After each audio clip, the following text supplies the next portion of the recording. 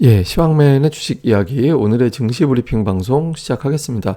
오늘 지수가 이제 제법 올랐는데 시장을 올렸던 요인들 우리가 이제 자료와 함께 살펴보면 첫 번째, 파이자에서 나온 재료, 이제 부스터샷 맞으면 오미크론이 방어가 된다. 이런 어떤 내용들을 공개를 했죠. 이 차트는 파이자에서 공식적으로 발표한 자료입니다. 보시면 이 이제 보라색으로 있는 분야가 이제 오미크론 이제 관련된 건데 세 번째 접종을 했을 때 늘어나는 걸 보여주는 겁니다. 그러니까 6 정도 되던 게 수치가 154로 늘어났죠. 그러니까 25배로 올라갔잖아요. 그러니까 부스터샷 맞으면 항체가 많이 생겨서 방어가 될 수 있다. 이런 점을 보여준 거거든요. 그래서 코로나 특히 이제 오미크론까지는 방어가 되겠구나. 그리고 이제 부스터샷으로 맞고 있으면 내년도 정도 됐을 때 내년 3월까지는 이것까지 이제 포함될 수 있는 백신이 또 개발될 것 같다라고 얘기를 했으니까, 그러니까 이제 오미크론은 이제 큰 고비는 넘어가나 보다 이렇게 이제 판단을 하게 되면서 시장이 올라갈 수 있는 환경을 만들어줬고요. 두 번째는 이게 로이터 기사인데요. 로이터에 나온 JP 모건의 한 분석가의 기사, 그 마르코 콜라노비치라는 사람입니다. 이거 이제 긍정적인 시황관 이런 분석을 좀 가끔 제시하는 사람이긴 한데, 어쨌든 이 사람이 어떤 코멘트를 했냐면 내년도에 대유행이 마무리가 되고 경기가 회복이 될 거다. 그러니까 이제 사실상 코로나가 내년도 족식될 거다. 이 사람은 그렇게 생각을 한대요. 그래서 이제 백신이 지금보다 또 다른 어떤 좋은 더 백신이 개발이 되고 치료법이 이제 효과를 내면서 내년도 되면 코로나가 이제 종식이 되면서 소비가 본격적으로 코로나 이전으로 돌아갈 거다. 예, 그래서 이제 증시와 경제가 올라갈 거다라는 거예요. 그래서 S&P 500 지수는 5,050포인트 정도까지, 신흥국은 18% 정도 지금보다 더 올라갈 것으로 전망을 한다라는 거죠. 그러니까 뭐 내년도에 더 올라갈 수 있다 이런 어떤 메시지들이 나오다 보니까 또 투자자들이 그럼 지금보다 더 올라가겠군 그러면서 이제 또 긍정적으로 시장을 보게 되는 그런 계기가 됐고요. 그리고 이거는 이제 어떤 차트냐면 LA 항만에서 이제 배가 둥둥 떠 있는 비율, 그러니까 그 배가 어느 정도 되는지, 그러니까 배가 떠 있다는 얘기는 물건을 못 내린다는 얘기잖아요. 그러니까 이게 이제 LA에서 하역 대기 중인 컨테이너선 숫자 얘기하는 건데, 이게 줄고 있다라는 건 뭐냐면 적체 현상이 해소되고 있다라는 거잖아요. 예, 적체 현상이 해소되고 있다라는 거는 이제 물동량 문제, 공급망 문제가 조금 진정이 되기 시작하나 보다, 이런 어떤 해석이 되는 거죠. 그러면 향후에 또 물가가 안정될 수도 있는 거고, 물론 이제 아직 멀긴 한데 어쨌든 이런 신호들이 나오는 것도 투자자들에게는 좀 긍정적인 메시지가 될 수 있죠. 그리고 장중에 조금 걱정스러운 상황도 없진 않았거든요. 이건 이제 중국의 물가 지표인데 소비자 물가 지수 뭐 다 나왔잖아요. 그러니까 예상치를 상회한 것도 있고 이제 전년 대비는 뭐 하회한 것도 있긴 한데, 지금 투자들이 더 주목한 건 뭐냐면 생산자 물가 지수가 비록 예상치보단 더 나오긴 했지만 전월 대비는 증가폭이 좀 주춤해졌다. 이것도 증가된 거긴 하죠. 엄청나게. 근데 전월 대비 증가세가 주춤해지면서 이제 정점을 지난 거 아닌가? 그러니까 이렇게 보는 거죠. 그래서 지금 이제 중국의 물가 지표에 대해서 좀 걱정스럽고, 이번 주에 또 물가 지표가 집중적으로 나오니까 이제 긴축에 대한 고민이 좀 있는데, 어쨌든 중국이 정점을 친 걸지도 몰라. 그리고 최근에 또 중국이 부양하잖아요. 그래서 물가 지표에 대한 어떤 반응, 그러니까 중국 증시는 좀 제법 올랐거든요. 그래서 이렇게 되면서 리스크 요인보다는 좀 긍정적인 쪽에 투자자들이 무게를 두면서 이제 지수가 종가까지 올라가는 그런 힘을 좀 보였던 것 같습니다. 뭐 차트를 보면 61선이 돌파가 됐죠. 그러니까 3,000포인트 넘어가면 이틀 이상, 11월 이후에 이틀 이상 3,000포인트 위에 머문 적이 없었거든요. 근데 3,000 위에서 이틀 연속해서 머문 것은 물론이고 8월 이후에 처음으로 61선까지 돌파가 되는 그런 모습을 보였죠. 근데 사실 만기일 때문에 만들어진 측면도 있습니다. 그러니까 만기 때 수급이 조금 인위적으로 만들어지기 때문에 그것도 영향이 좀 있을 거예요. 그래서 이제 오늘보다 사실은 내일부터 월요일 사이가 더 중요하죠. 지수 위치는.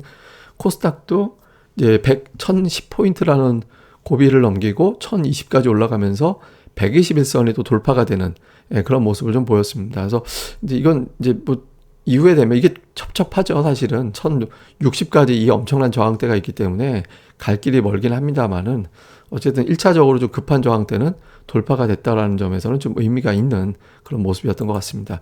이렇게 돌파할 수 있었던 수급을 보면 역시 외국인 기관의 역할이 좀 있었죠. 기관이 양시장 다 매수를 했고, 특히 이제 금융 투자가 많이 매수했는데 아마 만기 영향이 좀 있었겠죠. 그리고 이제 배당이 있는 12월이니까 이제 매수가 있었을 거고, 외국인들이 또 양시장을 실질적으로는 순매수했거든요. 왜냐면 코스피가 동시효과 오늘 만기이기 때문에 동시효과 부분을 좀 빼고 볼 필요가 있는데 동시효과 전까지는 매수였어요. 예, 그리고 이제 업종으로 보면 이제 전기전자만 매수한 것 같이 보이지만 동시효과 전까지는 매수한 업종이 되게 많았었거든요. 그래서 외국인 투자자들이 어느 정도 역할을 했다. 그리고 이제 그 시장 전체로 매도로 집계된 건 사실 금융업종 매도가 많이 잡혀서 그런 거였거든요. 그래서 외국인들이 실질적으로 만기 지나가 전후에서도 계속해서 매수 기조를 유지하고 있다라는 점은 이제 긍정적이죠. 이거 기관은 팔긴 했는데 매수하긴 했는데 좀 금융 투자 중심이라 그리고 오늘은 만기라서 투신 연기금 매매 의미 두긴 좀 어렵고 그래서 내일 이후에 투신과 연기금이 계속해서 매수를 해주는지는 조금 체크가 필요할 것 같습니다. 코스닥 쪽에서는 좀 집중을 했죠. 예, 상대적으로. 외국인들 같은 경우는 소프트웨어, 하드웨어, 반도체 일부, 게임 일부를 팔고 집중한 거는 일반 전기전자, 2차 전지 쪽을 많이 샀다는 얘기예요. 이런 쪽에 집중을 했고 기관 같은 경우는 이제 소프트웨어, 그러니까 게임주 집중적으로 매수했거든요. 그리고 제약업종 많이 매수를 했고 그래서 기관은 상대적으로 좀 특정 업종에 좀 집중을 했고 외국인들 같은 경우도 이제 그렇게 집중을 했는데 다만 게임과 제약주 한쪽은 2차 전지 이렇게 집중을 해서 각각 종목군들이 움직이는데 결정적인 역할을 했다. 이렇게 볼 수 있겠습니다. 자, 이후에 이제 증시 포인트를 보면 3,000포인트가 안착이 된 거 맞냐. 이거에 대한 의구심이 있죠. 그리고 오늘 약간 수급이 좀 오버한 측면도 있기 때문에 이제 여기에 따른 매물이 좀 나올 수는 있거든요. 그래서 3,000과 60일선이 지지가 되고 여기서 이제 일단 조금 더 위 3,050 정도까지만 얹어놓으면 3,000이 이제는 지지선으로 바뀔 수도 있거든요. 그래서 한 이틀 정도 어떻게든 3,000을 좀 버티는 그런 시도가 나오는 게 되게 중요하고요. 다음에 환율이 지금 1,170원까지 빠졌는데 1,170원 정도 내려오면 환율이 더 이상 안 빠졌었거든요. 지난번에. 그리고 이제 환율이 올라가면서 또 증시도 좀 불안정해지고 이렇게 됐잖아요. 이 구간에서 다시 올라가지 않는 최소한 이제 지금 머물거리던가 아니면 여기서 아예 빠지던가 환율이 여기서 조금 더 안정이 되느냐 원화 강세로 가느냐 그러니까 이 부분도 지금 뭐 외국인들 수급하고 연결이 될 수 있어서 좀 볼 필요가 있고요. 그 다음에 이제 선물이 그 외국인들이 단기적으로 선물 매수가 한 3,000개 왔다 갔다 정도 되거든요.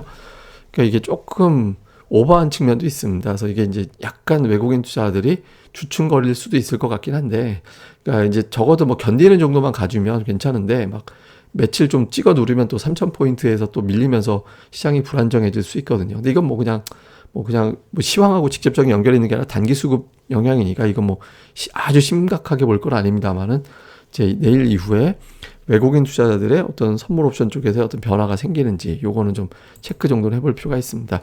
그 다음에 이제 코스닥이 이제 시소 게임이잖아요. 예, 게임주 올라가면 반도체가 빠지고 이렇게 좀 지그재그 분차트 보면 하나 올라가면 하나 빠지고 이런 패턴이 좀 나오고 있거든요. 게임주가 최근에 기관들이 집중 매수해서 이제 움직임이 나왔는데 그러니까 반도체 쪽도 오늘 하이닉스가 제법 괜찮았거든요. 근데 하이닉스를 추종하는 종목들이 많아서 이게 이제 올라갈 때 또 이제 움직임이 바뀔 수도 있죠. 그러니까 게임이 완전히 이제 얘들이 주도권을 찾아온 거냐 아니면은 이제 지금 제가 보기에는 두 업종을 보고 투자자들이 계속해서 한번 관찰을 하는 구간인 것 같거든요. 그래서 한쪽으로 조금 힘이 실릴 수도 있기 때문에 뭐 계속해서 이 수급의 구도 요걸 잘 살펴볼 필요가 있는 것 같습니다. 그래서 반도체 본 김에 이제 하이닉스 얘기를 같이 좀 해보면 하이닉스가 올해 예상되는 매출 12조 원 정도 내년도 조금 줄어들 거다. 뭐 이런 거에 대한 어떤 우려가 좀 있거든요. 그래서 이게 이제 그래서 좀 걱정. 이거 분기별로입니다. 분기별로. 이게 분기로 나온 건데 영업이익이 분기로 봤을 때 좀 내년도에는 1, 2분기 동안 줄어들 거야. 이런 걱정이 좀 있잖아요. 근데 이제 이런 걱정 이면에는 보시면 반도체 현물 가격이 빠지면서 고정거래가도 앞으로 빠질 거야. 이런 걱정이 좀 있었죠. 근데 최근에 하이닉스가 다시 올라가기 시작한 게 이 현물 가격이 올라서고 있잖아요.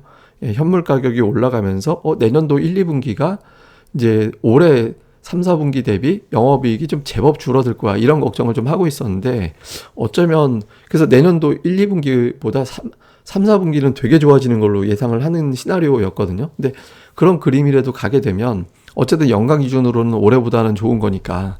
근데 최근에 반도체 가격 동향으로 봐서는 1, 2분기에도 올해보다는 좀 더 잘 올라올 것 같다. 이런 분위기가 되면서 하이닉스가 올라왔거든요. 그럼 여기서 고민이 제가 한참 전에 PBR 0.9배 정도 되면 하이닉스는 바닥입니다. 그 말씀 드렸잖아요. 근데 그때부터 올라왔죠. 그럼 지금 고점이 아닐까 이런 걱정이 나올 수도 있죠. 근데 그때 이제 제가 말씀드렸고 0.89요 나올 때 0.9배고 지금의 하이닉스 위치가 그 정도 위치 됩니다라고 제가 그때 말씀을 드렸을 때 올라왔죠. 그러면 이제 고점은 어느 정도 되느냐? PBR 기준으로 볼 때, 그러니까 물론 이제 실적이 언제가 정점이 되는지가 제일 중요하죠. 주가는. 근데 그 데이터 말고 우리가 이제 봤던 데이터로 보시면 공통적으로 PBR이 1.6배 이상 올라가질 못해요. 1.6배 정도 되면 거기서 이제 고점 맞고 이제 더 이상 전진하지 못하는 그런 형태가 됐었거든요. 근데 이제 올해 실적 대비 PBR이 1.36배 정도 되거든요. 그러니까 지금 이것만 놓고 보면 하이닉스의 상승 여력이 그렇게 커 보이진 않아요. 예, 그런데 내년도 실적이 예상치대로 나온다라고 보면 1.2배 정도. 예, 그러면 이제 올라갈 수 있는 공간이 조금 더 커지죠. 만약에 이제 매출이 좋아서 들어오는 현금이 더 많아지고 그것 때문에 이제 자산이 더 늘어나게 된다. 이래 버리면 이건 더 떨어지게 되거든요.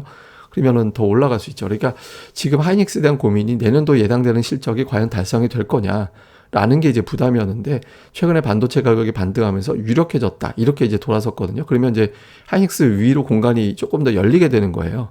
예, 열리게 되면서 주가가 두 자릿수 이상 올라갈 수 있겠구나 이런 기대치로 바뀌게 되죠. 제가 하이닉스를 지금 사라 이런 취지로 말씀드리는 게 아니라 시황상 하이닉스가 올라갈 수 있다라는 희망이 생기지 않으면 주가는 여기서 또 고점이 될 수 있거든요. 그래서 이런 기조가 유지가 되는지 여부가 상당히 중요해서 뭐 이 부분들도 중간 점검으로 한번 살펴봤습니다. 항상 주가가 이제 어떤 지표에 절대적으로 영향받는 건 아닌데 가끔 가다 보면 뭐 이런 어떤 종목들별로 개개별로 보면 이렇게 이런 어떤 특성들이 좀 있거든요. 그래서 오늘은 하이닉스를 통해서 시황을 좀 보는 그런 내용들 또 한번 이제 설명을 해드렸습니다. 예, 오늘 하루 잘 보내시고요. 저는 또 다음에 뵙겠습니다. 그리고 구독하기 꼭 좀 부탁을 드리겠습니다. 감사합니다.